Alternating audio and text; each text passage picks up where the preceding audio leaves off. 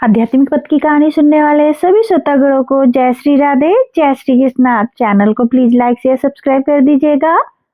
राम से बड़ा राम का नाम क्यों? श्री राम दरबार में हनुमान महाराज जी राम जी की सेवा में इतने तन्मय हो गए कि गुरु वशिष्ठ के आने का उनको ध्यान ही नहीं रहा। सभी ने उठकर उनका अभिवादन किया पर हनुमान जी नहीं कर पाए। वशिष्ठ जी ने श्री राम जी से कहा कि राम गुरु का भरे दरबार में अभिवादन नहीं कर अपमान करने पर क्या सजा होनी चाहिए? श्री राम जी ने कहा, गुरुवर आप ही बताइए। वशिष्ठ जी ने कहा, मृत्युदंड। श्री राम जी ने कहा, स्वीकार है। तब श्री राम जी ने कहा कि गुरुदेव आप बताएं कि यह अपराध किसने किया है।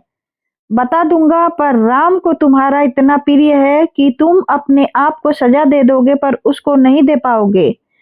श्री राम जी ने कहा, गुरुदेव राम के लिए सब समान है। नहीं राम, मुझे तुम्हारे ऊपर संशय नहीं है, पर मुझे दंड के परिणाम परिपूर्ण पर संशय है।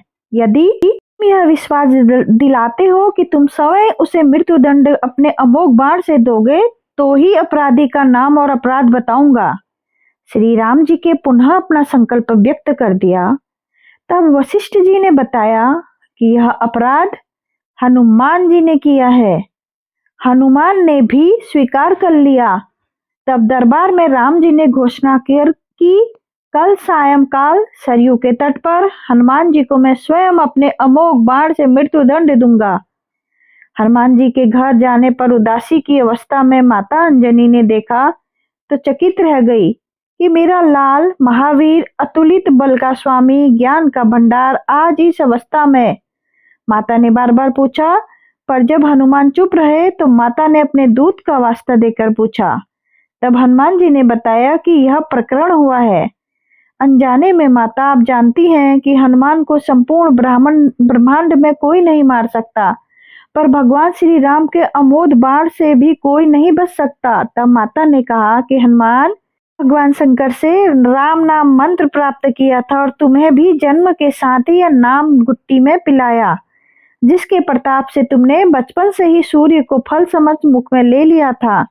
उस राम नाम के होते हुए हनुमान कोई भी तुम्हारा बाल भी बांका नहीं कर सकता, चाहे वो राम स्वयं भी हो। राम नाम की शक्ति के सामने राम की शक्ति और राम के अमोघ शक्ति बाण की शक्तियां महत्वहीन हो जाएंगी। जाओ मेरे लाल, अभी से सरयू के तट पर जाकर राम नाम का उच्चारण करना आरंभ कर दो।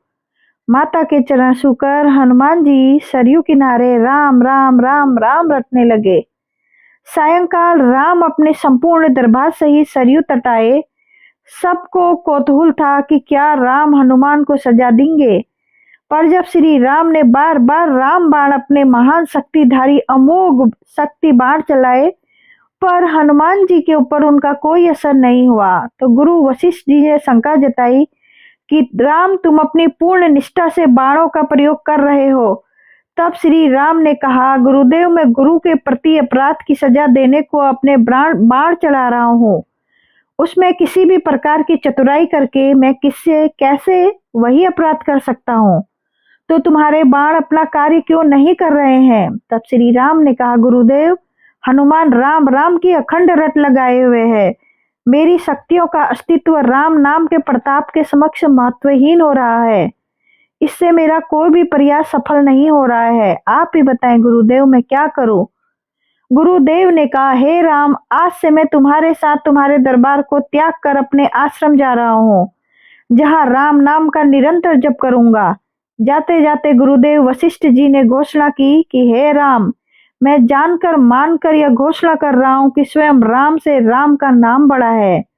राम नाम महा अमोघ शक्ति का सागर है। जो कोई जपेगा, लिखेगा, मनन करेगा, उसकी लोक कामना पूर्ति होते हुए वो मोक्ष का भागी होगा। मैंने सारे मंत्रों की शक्तियों का नाम राम के समक्ष निरुत्तर माना है।